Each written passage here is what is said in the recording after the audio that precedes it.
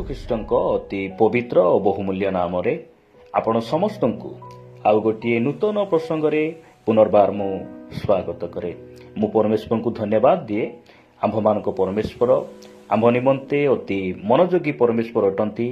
ପ୍ରତିଦିନ ସେ ଆମ୍ଭମାନଙ୍କର ଯତ୍ନ ତତ୍ପ ନେଉଛନ୍ତି ଏବଂ ତାହାଙ୍କ ଅନୁଗ୍ରହରେ ଆମ ସମସ୍ତଙ୍କୁ ସେ ଜୀବିତମାନଙ୍କ ମଧ୍ୟରେ ନାମ ସ୍ଥାନ ଦେଇ ପ୍ରତିଦିନ ତାହାଙ୍କ ବାକ୍ୟ ଦ୍ୱାରା ଆମ୍ଭମାନଙ୍କୁ ଶିକ୍ଷା ଚେତନା ପରାମର୍ଶ ଦେବା ସହିତ ତାହାଙ୍କର ସେହି ଗୌରବମୟ ଆଗମନ ନିମନ୍ତେ ଆମ୍ଭମାନଙ୍କୁ ସେ ପ୍ରସ୍ତୁତ କରୁଅଛନ୍ତି। ସେଥିପାଇଁ ପରମେଶ୍ୱରଙ୍କୁ ମୁଁ ହୃଦୟ ସହିତ ଧନ୍ୟବାଦ ଦିଏ। ପ୍ରିୟ ପ୍ରଭୁଙ୍କ ଲୋକମାନେ, ଆଜି ମଧ୍ୟ ପରମେଶ୍ୱରଙ୍କ ବାକ୍ୟରୁ ଆମେ ଆଉ ଗୋଟିଏ ପ୍ରସଙ୍ଗରେ ଅଳ୍ପ ସମୟ ଧ୍ୟାନ କରିବା ପାଇଁ ଯିବା। ଆଜି ଆମେ ଯେଉଁ ପ୍ରସଙ୍ଗରେ କଥାବାର୍ତ୍ତା ହେବା, ସେହି ପ୍ରସଙ୍ଗର ଶୀର୍ଷକ ହେଲା ପରମେଶ୍ୱର ଆମକୁ କ'ଣ ଦେଇପାରନ୍ତି ନାହିଁ। ଆଜିର ପ୍ରସଙ୍ଗ ହେଲା ପରମେଶ୍ୱର ଆମକୁ କ'ଣ ଦେଇପାରନ୍ତି ନାହିଁ। ଏହି ପ୍ରସଙ୍ଗରେ ଅଳ୍ପ ସମୟ ଆମେ ବାକ୍ୟରୁ କଥାବାର୍ତ୍ତା ହେବା। ଏହା ଖ୍ରୀଷ୍ଟ ବିଶ୍ୱାସୀ ଭାବରେ ଜାଣିବା ଜରୁରୀ କି ପରମେଶ୍ୱର ଆମକୁ କ'ଣ ଦେଇପାରନ୍ତି ନାହିଁ। ଅନେକ ସମୟରେ ଆମେ ବାକ୍ୟ ଶୁଣିଛୁ ଯେ ମାଗ ସେଥିରେ ସେ ତୁମକୁ ଦେବେ, ମାଗ ସେ ତୁମକୁ ଦେବେ।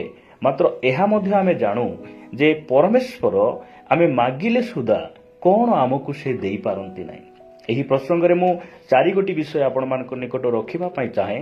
ପ୍ରିୟ ପ୍ରଭୁଙ୍କ ଲୋକମାନେ, ଯଦ୍ୱାରା ଆମେ ଜାଣିବା ଯେ ପରମେଶ୍ୱର ଆମକୁ କ'ଣ ଦେଇପାରନ୍ତି ନାହିଁ। ଏହି କଥାକୁ ଆମେ ଜାଣିବା ଆବଶ୍ୟକ ରହିଛି। ପ୍ରଥମ ବିଷୟ ହେଲା ଆମର ଅତୀତ ସମୟକୁ ପରମେଶ୍ୱର ପୁନର୍ବାର ଫେରାଇ ଦେଇପାରନ୍ତି ନାହିଁ। ପ୍ରଥମ ବିଷୟ ହେଲା ଏହା ଆମେ ମନେ ରଖିବା ଯେ ଆମର ଅତୀତ ସମୟ ସେ ପୁନର୍ବାର ଆମକୁ ଫେରାଇ ଦେଇପାରନ୍ତି ନାହିଁ। ଯଦି ଆମେ ଆମର ଉତ୍ତମ ସ୍ୱାସ୍ଥ୍ୟକୁ ହରାଇଛୁ, ହେଇପାରେ ବିତି ଯାଇଥିବା ଦିନମାନଙ୍କରେ ଆମର ଉତ୍ତମ ସ୍ୱାସ୍ଥ୍ୟ ଥିଲା, ଏବେ ଆମେ ରୋଗଗ୍ରସ୍ତ ହେଇଛୁ, ପୀଡ଼ିତ ହେଇଛୁ, ତାହେଲେ ଯଦି ଆମେ ପରମେଶ୍ୱରଙ୍କ ନିକଟରେ ପ୍ରାର୍ଥନା କରିବା, ଆମର ସେହି ରୋଗ ପୀଡ଼ିତ ଅବସ୍ଥାକୁ ସେ ପରିବର୍ତ୍ତନ କରିପାରିବେ। ହେଇପାରେ ଅତୀତରେ ଆମେ ଆମର ସମ୍ପତ୍ତିକୁ ହରାଇଛୁ, ପୁଅ ଝିଅକୁ ହରାଇଛୁ। ନିଶ୍ଚିତ ଭାବରେ ପରମେଶ୍ୱର ଆୟୁବଙ୍କ ଜୀବନରେ ଯେ ପ୍ରକାର କାର୍ଯ୍ୟ କଲେ, ସେହି ଆୟୁବଙ୍କର ପରମେଶ୍ୱର ସେ ଆମର ମଧ୍ୟ ପ୍ରଭୁ ଅଟନ୍ତି। ଆମର ସେହି ଅବସ୍ଥାକୁ ସେ ପରିବର୍ତ୍ତନ କରିବେ। ହେଇପାରେ ଆଜି ଆପଣ ଆପଣଙ୍କର ପରିତ୍ରାଣକୁ ହରାଇଛନ୍ତି, ଆପଣ ଅଭିଷେକକୁ ହରାଇଛନ୍ତି, ପବିତ୍ର ଆତ୍ମାଙ୍କର ସେହି ବରଦାନକୁ ହରାଇଛନ୍ତି, ପରିତ୍ରାଣର ଆନନ୍ଦକୁ ହରାଇଛନ୍ତି। ଆପଣ ପରମେଶ୍ୱରଙ୍କ ନିକଟରେ ଯଦି ପ୍ରାର୍ଥନା କରିବେ, ସେ ଫେରାଇ ଦେବେ। କିନ୍ତୁ ଆପଣଙ୍କର ଅତୀତ ସମୟ ଆପଣ କେବେ ମଧ୍ୟ ପରମେଶ୍ୱର ଫେରାଇ ଦେଇପାରିବେ ନାହିଁ। ଅତୀତ ସମୟ ବିତି ଯାଇଥିବା ସବୁ ଘଟଣା, ବିତି ଯାଇଥିବା ସେହି ଦିନ ପରମେଶ୍ୱର କେବେ ମଧ୍ୟ ଦେବେ ନାହିଁ।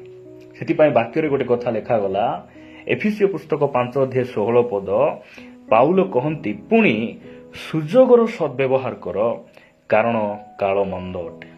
ପ୍ରିୟ ପ୍ରଭୁଙ୍କ ଲୋକମାନେ, ଅନେକ ସମୟରେ ଆମେ ସୁଯୋଗକୁ ହାତ ଛଡ଼ା କରୁ ଏବଂ ପରେ ଆମେ କ'ଣ କରୁ, ମନେ ପକାଉ ଯେ ସେହିଦିନ ଯଦି ମୁଁ ସେହି କାମ କରିଥାନ୍ତି, ଯଦି ସେହିଦିନ ମୁଁ ସେହି ସ୍ଥାନରେ ଥାନ୍ତି, ସେହିଦିନ ଯଦି ମୁଁ ଉପବାସ କରିଥାନ୍ତି, ପ୍ରାର୍ଥନା କରିଥାନ୍ତି, ସେହିଦିନ ସେହି ବ୍ୟକ୍ତି ସହିତ ମୁଁ ସେହି ସ୍ଥାନକୁ ଯାଇଥାନ୍ତି, ତାହେଲେ ମୋର ଜୀବନ ଧନ୍ୟ ହୋଇଯାଇଥାନ୍ତା। ଏହି ପ୍ରକାର ଆମେ ଅନେକ ଥର ଆମେ କ'ଣ କରିଛୁ, ପ୍ରସ୍ତାଇଛୁ, ଅନୁତାପ କରିଛୁ। ମୁଁ ଏହି ସ୍ଥାନରେ ଆପଣମାନଙ୍କୁ କହିବା ପାଇଁ ଚାହେଁ ଯେ ଆଜି ଯେଉଁ ସୁଯୋଗ ପରମେଶ୍ୱର ଆମକୁ ଦେଇଛନ୍ତି, କାଲିକୁ ସେଠା ନଥିବ। ଆଜି ଆମେ ଯେଉଁ ବୟସରେ ଅଛୁ, ସେ ବୟସ ଭବିଷ୍ୟତରେ ନଥିବ। ସେଥିପାଇଁ ଆମେ ସୁଯୋଗକୁ ସଦ୍ବ୍ୟବହାର କରିବା। ଆପଣ କେବେ ମଧ୍ୟ ପ୍ରଭୁଙ୍କ ନିକଟରେ ମାଗନ୍ତୁ ନାହିଁ, ମୋତେ ପ୍ରଭୁ 2024 ଦିଅନ୍ତୁ, ସେ ଦେବେ ନାହିଁ। 2025ରେ ଆମକୁ କ'ଣ କରିବାକୁ ହେବ, ସେହି କଥା ଆମେ ନିଜେ ଜାଣିବା ଆବଶ୍ୟକ ରହିଛି। ପରମେଶ୍ୱର ଆମମାନଙ୍କୁ ଅନୁଗ୍ରହ କରନ୍ତୁ। ଲେଖାଗଲା, ସୁଯୋଗର ସଦ୍ବ୍ୟବହାର କର। ଆଜି ଉପବାସ କରିବାର ସୁଯୋଗ ଅଛି, ଆଜି ବୟସ ଅଛି, ଆମେ ଉପବାସ କରିପାରିବା। ହେଇପାରେ କିଛି ଦିନ ପରେ ଆମେ ବୃଦ୍ଧ ଅବସ୍ଥାକୁ ଯିବୁ। ଯଦି ଆଜି ଆମେ ବୃଦ୍ଧ ଅବସ୍ଥାରେ ଥିଲେ ମଧ୍ୟ ଏତେ ବୟସ୍କ ହେଇନାହୁଁ, ଆମେ ଏତେ ରୋଗଗ୍ରସ୍ତ ହେଇନାହୁଁ, ସୁଯୋଗ ଅଛି, ଉପବାସ କରିବାର ଅଛି।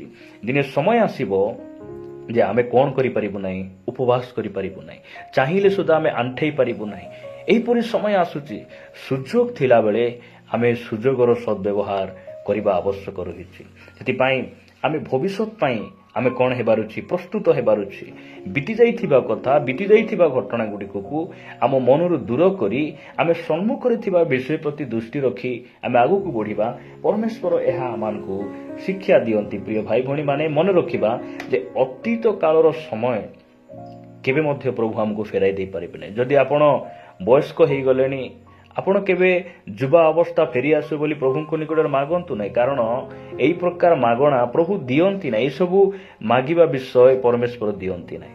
ପ୍ରଭୁ ଆମମାନଙ୍କୁ ଦୟା କରନ୍ତୁ। ଦ୍ୱିତୀୟ ବିଷୟ ହେଲା, ପ୍ରତିଜ୍ଞା କରି ପାସୋରି ଦେଇପାରନ୍ତି ନାହିଁ। ଆମର ପରମେଶ୍ୱର ଏହାକୁ ଯଦି ଆମେ କହିବା ଯେ ପ୍ରତିଜ୍ଞା କଲା ପରେ ସେ ଆମକୁ ଧୋକା ଦିଅନ୍ତି ନାହିଁ। ଆମର ପରମେଶ୍ୱର ବିଶ୍ୱସ୍ତ ଅଟନ୍ତି। ଆମର ପରମେଶ୍ୱର ପ୍ରତିଜ୍ଞାକୁ ସାଧନ କରିବା ପ୍ରଭୁ, ପ୍ରତିଜ୍ଞାକୁ ରକ୍ଷା କରିବା ପରମେଶ୍ୱର ଅଟନ୍ତି। ହେଇପାରେ ଆପଣ ଯଦି ଗୋଟେ ଯୁବା ମୋତେ ଶୁଣୁଛନ୍ତି, ହେଇପାରେ ଆଜି ଆପଣ ଯୁବତୀ ଭାବରେ ଏହି ବାକ୍ୟକୁ ଶୁଣୁଛନ୍ତି। ଅନେକ ପୁଅ ସାଙ୍ଗ, ଝିଅ ସାଙ୍ଗ ସେମାନେ ପ୍ରତିଜ୍ଞା କଲା ପରେ ସେମାନେ ପିଠି ଦେଖାଇ ଚାଲିଯାଆନ୍ତି। ଏହି ଜଗତର ସ୍ୱଭାବ ସେଟା। ମାତ୍ର ଆମର ପରମେଶ୍ୱର ଆମକୁ ପ୍ରତିଜ୍ଞା କରିଛନ୍ତି ଯେ ଆମକୁ ସେ କେବେ ଛାଡ଼ିବେ ନାହିଁ, ଆମକୁ ପରିତ୍ୟାଗ କରିବେ ନାହିଁ। ଏହି କଥା ସେ ଆମ ସହିତ ସେ ନିୟମ କରିଛନ୍ତି। ବାକ୍ୟ କହେ ଯେ ଆମର ମା ଓ ବାପା ଆମକୁ ଛାଡ଼ିଯିବେ, ମାତ୍ର ପରମେଶ୍ୱର ଆମକୁ ଉଠାଇ ନେବେ। କେତେବେଳେ? ଯେବେ ଆମେ ତାହାଙ୍କ ଉପରେ ଭରସା ରଖିବା, ଯେତେବେଳେ ତାହାଙ୍କଠାରେ ଆମେ ବିଶ୍ୱାସ କରି ସିଦ୍ଧ ହେବା, ସେ ଆମକୁ କ'ଣ କରିବେ? ଆମକୁ ସେ ପ୍ରତିଜ୍ଞା କରି ଆମକୁ ସେ ଧୋକା ଦେବେ ନାହିଁ, ଆମକୁ ସେ ଛାଡ଼ି ଚାଲିଯିବେ ନାହିଁ। ଆପଣମାନେ ପଢ଼ିବେ ମୋ ସହିତ ରୋମିଓ ପୁସ୍ତକ 4 ଅଧ୍ୟାୟ 18 ପଦରୁ ମୁଁ ପଢ଼ୁଛି। ଲେଖାଯାଏ ଯେ ଏହିପରି ତୁମର ବଂଶ ହେବ। ଏହି ଯେଉଁ କଥା କୁହାଯାଇଥିଲା, ତଦନୁସାରେ ସେ ଯେପରି ବହୁ ଜାତିର ପିତା ହୁଅନ୍ତି, ସେଥି ନିମନ୍ତେ ଆଶା ନଥିଲେ ସୁଦ୍ଧା ଆଶା ରଖି ବିଶ୍ୱାସ କଲେ। 19 ପଦ, ତାଙ୍କ ବୟସ ପ୍ରାୟ 100 ବର୍ଷ ହେବାରୁ ସେ ଆପଣା ଶରୀରକୁ ମୃତବତ୍ ଓ ସାରାଙ୍କ ଗର୍ଭକୁ ମୃତ ବୋଲି ବିବେଚନା କଲେ ସୁଦ୍ଧା ବିଶ୍ୱାସରେ ଦୁର୍ବଳ ହେଲେ ନାହିଁ, ବରଂ ଈଶ୍ୱରଙ୍କ ପ୍ରତିଜ୍ଞା ପ୍ରତି ଦୃଷ୍ଟିପାତ କରି ଅବିଶ୍ୱାସ ହେତୁ ସନ୍ଦେହ କଲେ ନାହିଁ। 21 ପଦ, କିନ୍ତୁ ଈଶ୍ୱର ଯାହା ପ୍ରତିଜ୍ଞା କରିଅଛନ୍ତି ତାହା ସାଧନ କରିବା ନିମନ୍ତେ ମଧ୍ୟ ସେ ଯେ ସକ୍ଷମ, ଏହା ଦୃଢ଼ ରୂପେ ଜାଣି ତାହାଙ୍କୁ ଗୌରବ ଦେଇ ବିଶ୍ୱାସରେ ବଳବାନ ହେଲେ। ପ୍ରିୟ ପ୍ରଭୁଙ୍କ ଲୋକମାନେ, ଆମକୁ ସେ ଯେଉଁ ପ୍ରତିଜ୍ଞା କରିଛନ୍ତି ସେ ଆମକୁ କେବେ ମଧ୍ୟ ଧୋକା ଦେବେ ନାହିଁ। କେତେବେଳେ? ଆମେ ଯେତେବେଳେ ତାଙ୍କ ପ୍ରତିଜ୍ଞାରେ ଆମେ ଠିଆ ହେବା, ପ୍ରତିଜ୍ଞାକୁ ନିଜର କରିବା, ବିଶ୍ୱାସ କରିବା, ତାହେଲେ ପରମେଶ୍ୱର ଆମକୁ କ'ଣ କରିବେ ନାହିଁ? ସେ ପ୍ରତିଜ୍ଞା କରି ପାସୋରି ଦେବେ ନାହିଁ, ସେ ଧୋକା ଦେବେ ନାହିଁ। ଆମର ପରମେଶ୍ୱର ପ୍ରତିଜ୍ଞା ରକ୍ଷାକାରୀ। ସେ ଯେତେବେଳେ এই ପୃଥିବୀ ପୃଷ୍ଠରେ ଥିଲେ, ତାହାଙ୍କର ଶିଷ୍ୟମାନଙ୍କୁ ସେ ପ୍ରତିଜ୍ଞା କଲେ, ମୁଁ ଯେବେ ପିତାଙ୍କ ନିକଟରେ ଯିବି, ସେହି ସମୟରେ ଜଣେ ସାହାଯ୍ୟକାରୀଙ୍କୁ ପଠାଇବି। ସେହି ସାହାଯ୍ୟକାରୀ ତୁମ ସହିତ ଚିରକାଳ ରହିବେ। ସେହି ସାହାଯ୍ୟକାରୀ ପବିତ୍ର ଆତ୍ମାଙ୍କ ବିଷୟରେ କହିଲେ। ଆଉ ସେ ଯେତେବେଳେ ସ୍ୱର୍ଗାରୋହଣ କଲେ, ସ୍ୱର୍ଗାରୋହଣ କଲା ପରେ ସେ ପେଣ୍ଟିକୋସ୍ତ ଦିବସରେ ପବିତ୍ର ଆତ୍ମାଙ୍କୁ ସେ ପ୍ରତିଜ୍ଞା କରିଥିବା ସେ ଶିଷ୍ୟମାନଙ୍କ ନିକଟରୁ ସେ ପ୍ରେରଣ କଲେ। ସେମାନେ ପବିତ୍ର ଆତ୍ମାରେ ପୂର୍ଣ୍ଣ ହୋଇ ଶକ୍ତିଯୁକ୍ତ ହୋଇ ସେ ଖ୍ରୀଷ୍ଟଙ୍କ ନିମନ୍ତେ ଜେରୁସାଲେମ, ସମୀରଣ ଆଉ ଜିହୁଦା ପ୍ରଦେଶ ଆଉ ପୃଥିବୀର ପ୍ରାନ୍ତ ପର୍ଯ୍ୟନ୍ତ ସେମାନେ ସାକ୍ଷୀ ହେଲେ। ଯୀଶୁଖ୍ରୀଷ୍ଟ ଆମମାନଙ୍କୁ ପ୍ରତିଜ୍ଞା କରିଛନ୍ତି। ଜହନ ଲିଖିତ ସୁସମାଚାର 14 ଅଧ୍ୟାୟ 1-3 ପଦ ମଧ୍ୟରେ ସେ କହନ୍ତି ଯେ ତୁମ୍ଭମାନଙ୍କ ହୃଦୟ ଉଦ୍ବିଗ୍ନ ନ ହେଉ, ତୁମ୍ଭେ ମୋ ଠାରେ ବିଶ୍ୱାସ କର, ମୋ ପିତାଙ୍କ ଠାରେ ବିଶ୍ୱାସ କର। ମୁଁ ତୁମ୍ଭ ନିମନ୍ତେ ସ୍ଥାନ ପ୍ରସ୍ତୁତ କରିବା ପାଇଁ ଯାଉଛି। ସ୍ଥାନ ପ୍ରସ୍ତୁତ ହେଲା ପରେ ମୁଁ ଆସିବି, ତୁମକୁ ନେଇଯିବି, ଆଉ ମୁଁ ଯେଉଁଠାରେ ରହିବି ତୁମେ ମଧ୍ୟ ସେଇଠାରେ ରହିବ। ପରମେଶ୍ୱର ଆମକୁ ପ୍ରତିଜ୍ଞା କରି ସେ ଧୋକା ଦିଅନ୍ତି ନାହିଁ। ଏଇଟା ଆମେ ମନେ ରଖିବା। ଆମମାନଙ୍କ ପରମେଶ୍ୱର ବିଶ୍ୱସ୍ତ ଅଟନ୍ତି। ମୁଁ ତୃତୀୟ ବିଷୟ ଆପଣମାନଙ୍କ ନିକଟରେ ରଖିବା ପାଇଁ ଚାହେଁ। ତୃତୀୟ ବିଷୟ ହେଲା, ସେ ବାରମ୍ବାର କ୍ଷମା ଦେଇପାରନ୍ତି ନାହିଁ। ତୃତୀୟ ବିଷୟ ହେଲା, ଆମର ପରମେଶ୍ୱର ବାରମ୍ବାର ସେ କ୍ଷମା ଦେଇପାରନ୍ତି ନାହିଁ। ଆପଣ କ'ଣ ଭାବୁଛନ୍ତି? ଯୀଶୁଖ୍ରୀଷ୍ଟ ଆପଣ ଯେଉଁ ବାରମ୍ବାର ପାପ କରୁଛନ୍ତି, ଯୀଶୁଖ୍ରୀଷ୍ଟ ପୁନର୍ବାର ଆସି ଆପଣଙ୍କ ପାଇଁ ମୃତ୍ୟୁଭୋଗ କରିବେ କି? ପରମେଶ୍ୱର ଯୀଶୁଙ୍କୁ ପୁନର୍ବାର ପଠାଇବେ କି କ୍ରୁଶରେ ମରିବା ପାଇଁ? ଏହା ସମ୍ଭବ ନୁହେଁ। ଆପଣ ବାକ୍ୟରେ ପଢ଼ିବେ, ଇବ୍ରୀ ପୁସ୍ତକ 10 ଅଧ୍ୟାୟ 26 ପଦରେ ଲେଖାଗଲା, କାରଣ ସତ୍ୟ ଜ୍ଞାନ ଲାଭ କରିବା ପରେ ଯଦି ଆମ୍ଭେମାନେ ସ୍ୱେଚ୍ଛାପୂର୍ବକ ପାପ କରୁଥାଉ, ତେବେ ପାପାର୍ଥକ ବଳି ଆଉ ଅବଶିଷ୍ଟ ନଥାଏ। ପରମେଶ୍ୱର ଆମମାନଙ୍କୁ ଅନୁଗ୍ରହ କରନ୍ତୁ। ଯଦି ଆମେ ପାପରେ ଅଛୁ, ହେଇପାରେ ଆମେ ଭୁଲରେ ଅଛୁ, ପ୍ରଭୁଙ୍କ ବିରୋଧରେ ଅଛୁ, ଫେରି ଆସିବାର ଅଛି, ତାହାଙ୍କର ଗୋଡ଼ ଧରିବାର ଅଛି, କ୍ଷମା ମାଗିବାର ଅଛି। ଜଣେ ପରିତ୍ରାଣ ପାଇଥିବା ଭାଇ ଭଉଣୀ ସେ ସ୍ୱେଚ୍ଛାପୂର୍ବକ ସେମାନେ ପାପ କରନ୍ତି ନାହିଁ। ହେଇପାରେ ବାଇଚାନ୍ସ ବାଇ ମିଷ୍ଟେକ୍ ଭୁଲ ହେଇଯାଏ, ପାପ ହେଇଯାଏ, ଆଉ ସେହି ପାପରୁ କ୍ଷମା ରହିଛି।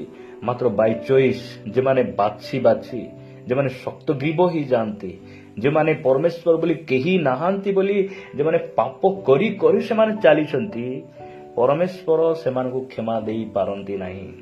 ଅବାଧ୍ୟ ଲୋକ, ଶକ୍ତଗ୍ରୀବ ଲୋକ, ଏମାନଙ୍କୁ ପରମେଶ୍ୱର କ୍ଷମା ଦେଇପାରନ୍ତି ନାହିଁ। ଏଇଟାକୁ ଆମେ ମନେ ରଖିବା। ସେଥିପାଇଁ ଆମେ ଯେପରି ପାପରେ ରହୁ, ପାପ କରୁ, ଏଥିପାଇଁ ଯୀଶୁଖ୍ରୀଷ୍ଟ ଆସିଲେ ନାହିଁ।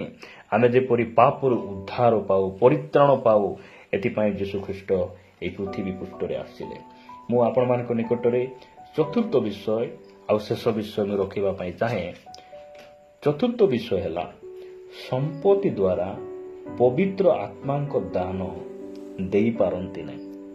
ଚତୁର୍ଥ ବିଷୟ ହେଲା ପରମେଶ୍ୱର ସମ୍ପତ୍ତି ଦ୍ୱାରା ପବିତ୍ର ଆତ୍ମାଙ୍କର ଦାନ ସେ ମନୁଷ୍ୟକୁ ଦିଅନ୍ତି ନାହିଁ। ଅନେକ ସମୟରେ ଆମେ ଅନେକ ସଭା ସମିତି ଏବଂ ବିଭିନ୍ନ ବିଷୟଗୁଡ଼ିକ ଆମେ ଦେଖୁ ଯେ ସେମାନେ ଅଭିଷେକ ପାଇବା ପାଇଁ, ପବିତ୍ର ଆତ୍ମାଙ୍କର ଦାନକୁ ପାଇବା ପାଇଁ ସେମାନେ କ'ଣ କରନ୍ତି, କିଛି ପ୍ରଭୁଙ୍କର ସେହି ଦାସମାନଙ୍କ ନିକଟରେ ସେମାନେ ଯାଆନ୍ତି, ଦାନ ଦିଅନ୍ତି, ଦଶମାଂଶ ଦିଅନ୍ତି, ଆଉ ସେଇ ଅଭିଷେକର ତୈଳକୁ କିଣି ଆଣନ୍ତି, ରୁମାଲକୁ କିଣି ଆଣନ୍ତି। ବିଭିନ୍ନ ପ୍ରକାର ବିଷୟଗୁଡ଼ିକ ଆଜି ଖ୍ରୀଷ୍ଟିଆନ ସମାଜରେ ଚାଲିଛି। ତାହା କେତେ ଦୂରକୁ ବାଇବେଲ ଭିତ୍ତିକ ତାହା ଆମର ଲୋକମାନେ ଆଜି ଯାଏଁ ସେମାନେ ଜାଣିନାହାନ୍ତି। ଆପଣ ପଢ଼ିବେ ବାକ୍ୟରେ ଏ ପ୍ରକାର ଗୋଟେ ବିଷୟ ଲେଖାଯାଏ। ପ୍ରେରିତ ପୁସ୍ତକ 8 ଅଧ୍ୟାୟରେ 18 ପଦରୁ ପରେ ପରେ ଏ ପ୍ରକାର ଲେଖାଯାଉଛି, ପ୍ରେରିତମାନଙ୍କର ହସ୍ତାର୍ପଣ ଦ୍ୱାରା ଆତ୍ମା ଦତ୍ତ ହେଉଅଛନ୍ତି। ଏହା ଦେଖି ସିମୋନ ସେମାନଙ୍କୁ ଟଙ୍କା ଯାଚି କହିଲା, ମୋତେ ମଧ୍ୟ ଏହି ଶକ୍ତି ଦିଅନ୍ତୁ, ଯେପରି ମୁଁ ଯେକୌଣସି ଲୋକ ଉପରେ ହସ୍ତାର୍ପଣ କରିବି ସେ ପବିତ୍ର ଆତ୍ମା ପାଇବ। କିନ୍ତୁ ପିତର ତାଙ୍କୁ କ'ଣ କହିଲେ? ଆଣ, ଟଙ୍କା ଆଣ, ଅଭିଷେକ ନିଅ, ପବିତ୍ର ଆତ୍ମାଙ୍କର ଦାନ ନିଅ, ପ୍ରାର୍ଥନା ତୈଳ ନିଅ, ଏହି ରୁମାଲ ନିଅ, ଏହି ପ୍ରକାର କଥା ସେ ବିଲକୁଲ କହିନାହାନ୍ତି। ସେ କ'ଣ କହିଲେ? ତୁମର ଟଙ୍କା ତୁମ୍ଭ ସହିତ ବିନଷ୍ଟ ହେଉ, କାରଣ ତୁମ୍ଭେ ଟଙ୍କା ଦ୍ୱାରା ଈଶ୍ୱରଙ୍କ ଦାନ କିଣିବାକୁ ଭାବିଲ। ପ୍ରିୟ ପ୍ରଭୁଙ୍କ ଲୋକମାନେ, ପରମେଶ୍ୱର ଆମମାନଙ୍କୁ ଅନୁଗ୍ରହ କରନ୍ତୁ। ଏହି ସ୍ଥାନରେ ଆମେ ଦେଖୁଛୁ ଯେ ପରମେଶ୍ୱର ତାହାଙ୍କର ପବିତ୍ର ଆତ୍ମାଙ୍କର ଦାନ ବା ପବିତ୍ର ଆତ୍ମାଙ୍କର ଶକ୍ତି ସେ ଟଙ୍କା, କୌଣସି ଦାନ, ଦଶମାଂଶ, କିଛି ଏହି ପ୍ରକାର ମୂଲ୍ୟ, ଏଇ ଯେଉଁ ଜାଗତିକ ମୂଲ୍ୟକୁ ସେ ଗ୍ରହଣ କରି ତାଙ୍କର ଶକ୍ତିକୁ ସେ ଦିଅନ୍ତି ନାହିଁ। କାରଣ ପରମେଶ୍ୱର ଆମକୁ ଯାହା ସବୁ ଦେଇଛନ୍ତି ଅନୁଗ୍ରହରେ ଦେଇଛନ୍ତି, ମୁକ୍ତ ଭାବରେ ଦେଇଛନ୍ତି।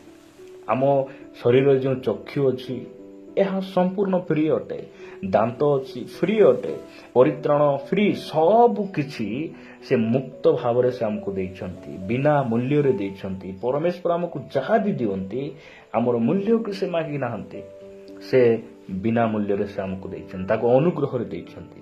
ସେଥିପାଇଁ ପ୍ରିୟ ପ୍ରଭୁଙ୍କ ଲୋକମାନେ, ଏହାକୁ ଆମେ ମନେ ରଖିବା ଯେ ପରମେଶ୍ୱର କ'ଣ ଦେଇପାରନ୍ତି ନାହିଁ? ଅତୀତ ସମୟକୁ ସେ ଆମକୁ ପୁନର୍ବାର ସେ ଫେରାଇ ଦେଇପାରନ୍ତି ନାହିଁ ଏବଂ ପ୍ରତିଜ୍ଞା କରି ଆମକୁ ସେ ଧୋକା ଦିଅନ୍ତି ନାହିଁ। ଏବଂ ଆମେ ଦେଖୁଛୁ ଯେ ବାରମ୍ବାର ଯେଉଁମାନେ ପାପ କରୁଛନ୍ତି ପରମେଶ୍ୱର ସେମାନଙ୍କୁ କ୍ଷମା ଦେଇପାରନ୍ତି ନାହିଁ। ଏବଂ ଶେଷରେ ଆମେ ଦେଖୁଛୁ ଯେ ସମ୍ପତ୍ତି ଦ୍ୱାରା ତାଙ୍କର ପବିତ୍ର ଆତ୍ମାଙ୍କର ଶକ୍ତି ବା ଦାନକୁ ସେ ବିକ୍ରି କରନ୍ତି ନାହିଁ ବା ଦିଅନ୍ତି ନାହିଁ। ପରମେଶ୍ୱର ଏହି ବାକ୍ୟ ଦେଇ ଆମ ସମସ୍ତଙ୍କୁ ଆଶୀର୍ବାଦ କରନ୍ତୁ। ଆସନ୍ତୁ ପଦେ ପ୍ରାର୍ଥନା କରିବା। ପ୍ରେମିକ ପିତା, ଆମେ ତୁମକୁ ଧନ୍ୟବାଦ ଦେଉଛୁ ପ୍ରଭୁ, ତୁମ ବାକ୍ୟ ଦ୍ୱାରା ଆମମାନଙ୍କୁ କଥା ହେଲ, ତୁମ ନାମର ଗୌରବ ହଉ। ପ୍ରଭୁ, ଆମେ ସୁଯୋଗର ସଦ୍ବ୍ୟବହାର କରିବୁ, ସାହାଯ୍ୟ କର।